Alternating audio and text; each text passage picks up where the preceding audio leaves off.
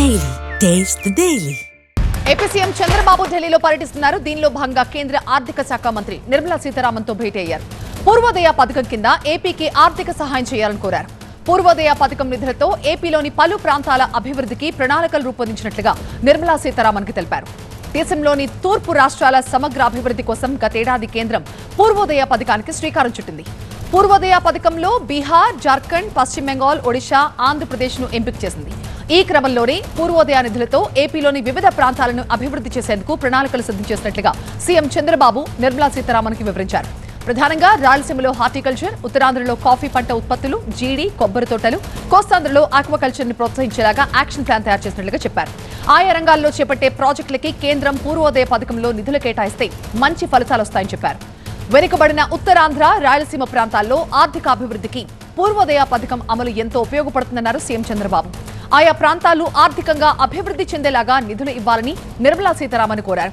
ఇక దేశానికి తూర్పున ఉన్న 5 రాష్ట్రాల అభివృద్ధికి పూర్వోదయ పథకం అమలు చేయబోతున్నట్లుగా కేంద్ర ప్రభుత్వం గతేడాది బడ్జెట్ సమావేశాల్లో ప్రత్యేక ప్రణాళిక ప్రకటించింది. బీహార్, జార్ఖండ్, పశ్చిమ బెంగాల్, ఒడిశా, ఆంధ్రప్రదేశ్కు ఈ పథకాన్ని అమలు చేయబోతున్నట్లుగా కేంద్ర ఆర్థిక మంత్రి నిర్మలా సీతారామన్ అప్పట్లోనే ప్రకటించారు.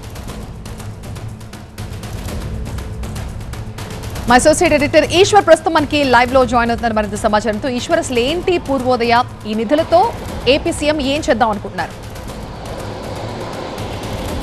రీజనల్ డిస్పారిటీస్ని అంటే ప్రాంతీయ అసమానతలను రూపుమాపడానికి కేంద్ర ప్రభుత్వం ఈ పథకాన్ని తీసుకొచ్చింది. పూర్వ అంటే తూర్పుకు సంబంధించిన ఇది, ఉదయం అంటే వాళ్ళకి సంబంధించిన బెటర్మెంట్కి అక్కడ ఉన్న రీజియన్ని డెవలప్ చేయడానికి అవసరమైన స్కీమ్ని, ప్రత్యేకమైన పథకాన్ని, ఫైనాన్షియల్ అసిస్టెన్స్ని ప్రొవైడ్ చేయడానికి ఈ పథకాన్ని తీసుకొచ్చింది ఈస్టర్న్ స్టేట్స్కి సంబంధించి. అయితే దాంట్లో ఆంధ్రప్రదేశ్ కూడా చోటు కల్పించింది. ఎందుకంటే డబుల్ ఇంజిన్ సర్కార్ కాబట్టి ఆంధ్రప్రదేశ్ ఆ బెనిఫిట్ని పొందగలిగే స్థితిలో ఉంది. కాబట్టి అది వాస్తవానికి అది ఎలక్షన్స్ ఉన్న నేపథ్యంలో బీహార్, అలాగే జార్ఖండ్తో పాటు ఒడిశా, పశ్చిమ బెంగాల్ వీటితో పాటు ఆంధ్రప్రదేశ్ కూడా జాబితాలో చేర్చబడింది. సో దానికి సంబంధించి ఒక కాంప్రహెన్సివ్ ప్లాన్ని తయారు చేసుకున్న ముఖ్యమంత్రి ఈరోజు తీసుకెళ్లి కేంద్రానికి సబ్మిట్ చేశారు. దాంట్లో ప్రాంతాల మధ్య ఒక రాష్ట్రంలో సపోజ్ అక్కడ కొన్ని ప్రాంతాలు ఇంబ్యాలెన్స్గా ఉండే పరిస్థితి ఉంటుంది. సో వాటిని తిరిగి అన్నింటినీ ఈక్వల్ జస్టిస్ చేయాలంటే, లేకపోతే అన్ని చోట్ల అభివృద్ధి ఈక్వల్గా ఉండాలంటే వాటికి వెనకబడిన ప్రాంతాలకి ప్రత్యేక నిధులను ఇచ్చే ప్రయత్నాన్ని కేంద్రం చేస్తోంది. అట్లాంటి పథకాన్ని తీసుకొచ్చింది. కాబట్టి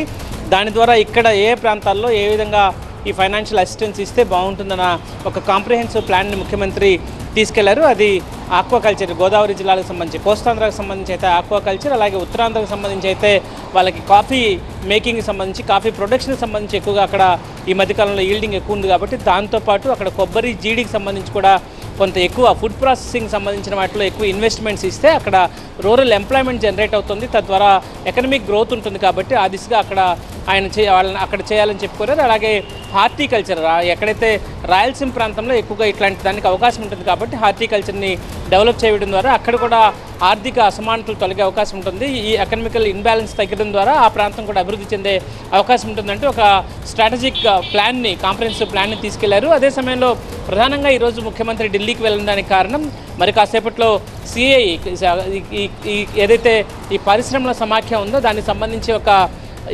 నవంబర్లో విశాఖలో నవంబర్ 14-15 తేదీల్లో ఒక పార్ట్నర్షిప్ సమ్మిట్ని పెట్టబోతోంది. దానికి సంబంధించి ఒక కర్టన్ రైజర్ ప్రోగ్రామ్ని ఈరోజు ఢిల్లీలో ఏర్పాటు చేసింది. దాని ద్వారా అక్కడున్న పారిశ్రామికవేత్తలందరినీ ఈరోజు కీలకమైన దేశంలోని ప్రముఖ పారిశ్రామికవేత్తలందరినీ ఆ సమావేశానికి ఆహ్వానించారు. ఆ సమావేశాన్ని ఉద్దేశించి ముఖ్యమంత్రి అడ్రస్ చేయబోతున్నారు.